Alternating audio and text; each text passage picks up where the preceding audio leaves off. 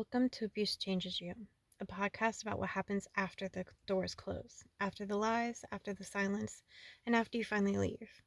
Here we're going to talk about the part no one warned you about: the fear, the guilt, the rebuilding, and the healing. No pretty versions, just truth. I'm Cynthia, a survivor still finding your way, and this is Abuse Changes You. Hi, I'm Cynthia. Welcome back to Abuse Changes You. In this episode, in the last episode, we talked about how abuse slowly happens and how it starts small and rebuilds over time. Today, I want to talk to you about something heavier: the moment you realize you have to leave. For most survivors, this isn't just one dramatic scene. There are little moments that pile up until one day something shifts inside of you. Trigger. This episode is going to talk about emotional and physical abuse, and may be difficult to hear. If anything feels overwhelming, it's okay to pause and take care of yourself. Leaving is rarely a single decision. It's usually hundreds of teeny realizations. Moments where you think, this isn't normal. This doesn't feel like love, and I shouldn't be afraid. But for most of us, we don't leave right away. We try harder. We hope more. We convince ourselves it will change. I stayed through a lot of things I never thought I would tolerate because I believed the promises. I wanted my family to work, or because I was scared of starting over. Most survivors can point to at least one moment where something inside finally broke.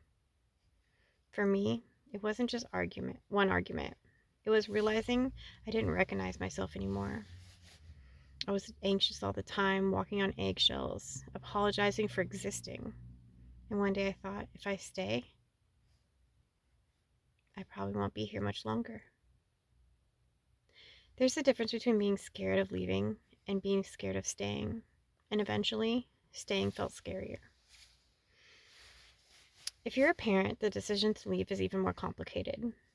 You don't just think about yourself. You think, will my kids be okay? Am I bringing up family? Is leaving worse than staying? And for a long time, I told myself staying was for my kids, until I realized my kids were learning what love looked like by watching me live in fear. I should say that I have been in multiple DV relationships.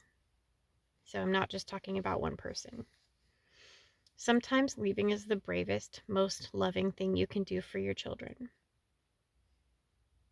Even when you know you need to go, your heart fights your brain. You remember the good times, the apologies, the promises. You question yourself over and over. Leaving an abusive relationship is not just a physical act. It's an emotional battle.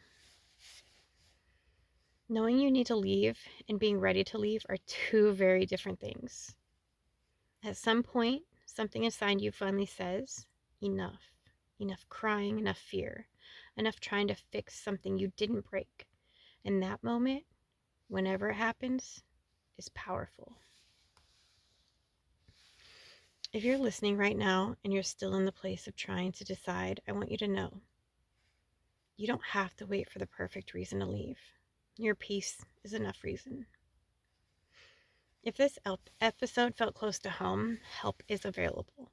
Resources: domestic violence, 1-800-799-SAFE, 1-800-799-7233, or text START to 88788, START to 78 or 7 START to 88788.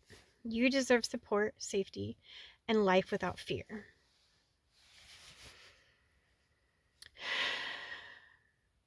Thank you for being here with me today. Thank you for listening. And thank you for being brave enough to face these conversations. Wherever you're listening from, take a breath. You are safe in this moment. You are stronger than you know. From one survivor to another, I see you, I believe you, and you're not alone. Thank you for being here with me. I'll talk to you next episode.